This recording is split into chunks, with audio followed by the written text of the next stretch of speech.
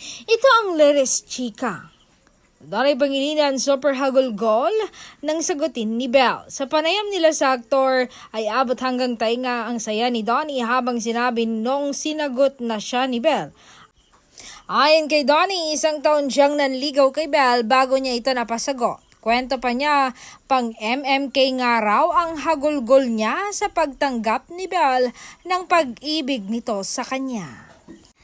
Gumawa muna ng 15-page handwritten journal itong si Belle Mariano nang sagutin niya si Donnie. Naglalaman yon ng mga nararamdaman niya.